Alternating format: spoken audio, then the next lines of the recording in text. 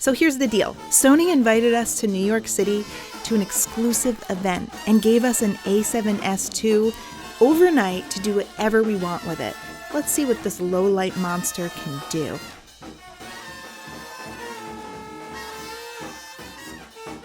How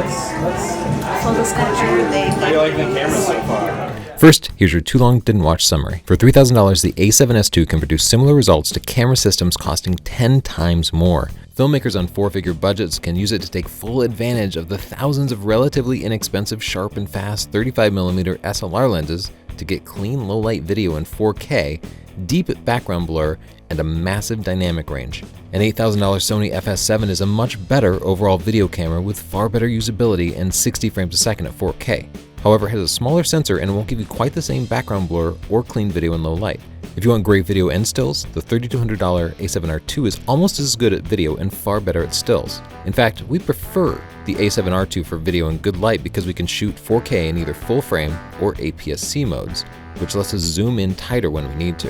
The a7R II can't match the a7S's quality in low light, however. If you shoot with a tripod and an external monitor anyway, consider buying a used original a7S for about $1,700 and an Atomos Assassin for another $1,300.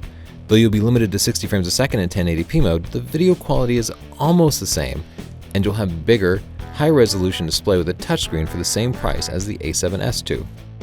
We don't recommend the a7S II for dedicated still shooters. In our testing, high ISO images from the a7S II were slightly cleaner than a D810, but we prefer the ability to make large prints or crop heavily with higher megapixel stills cameras.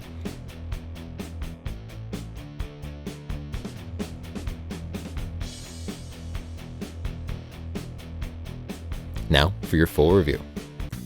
On the outside, nothing much has changed. There's still no touchscreen, and you know that little button we hate? Well, it's still there, but we found that a ball of this stuff called Sugru. You can just stick it right on there and make a new button, and that's a great fix for us. If that's a little bit too chintzy for you, you can also assign one of the custom buttons to record. It also cuts off recording after 30 minutes, which has caused problems for us when filming longer segments. For discrete shooting and run-and-gun filmmakers, the a7S II has two major upgrades. Internal 4K recording means you don't have to bring an external recorder. Sensor stabilization means much better hand-holding with unstabilized lenses, like those fast primes you might use in low-light conditions or to blur the background. Hey, by the way, we publish new videos 3 times a week. Check them out, subscribe, do all that fun stuff. All of our videos are in 4K, and we teach photography tips and give camera reviews. Also, if you want a little something from us, you can join us live every Thursday at 5 p.m. Eastern Time to get your photos and portfolios reviewed by us, and you can share a little drink with us.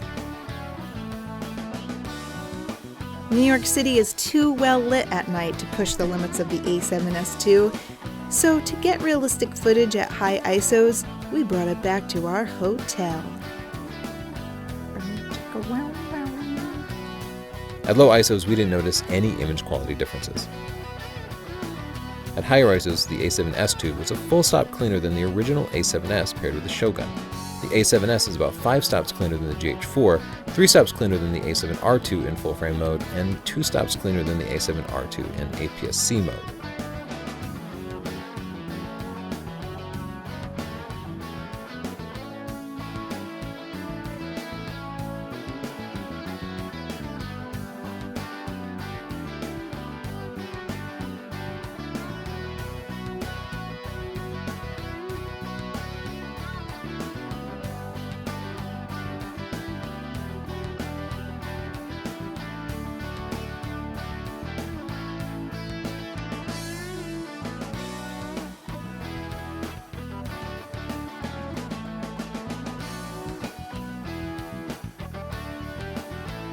S-Log3 lets us capture a massive 15 stops of dynamic range.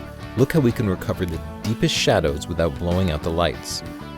S-Log3 also works at ISO 1600 instead of ISO 3200 on the original a7S, meaning it's easier to use in good lighting, and you can cut the shadow noise in half.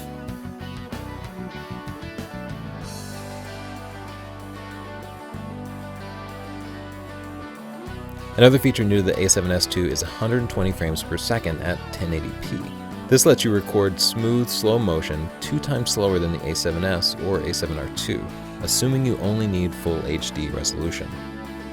We tried to make it overheat by running it constantly for an hour. It didn't, but it also wasn't in full sun.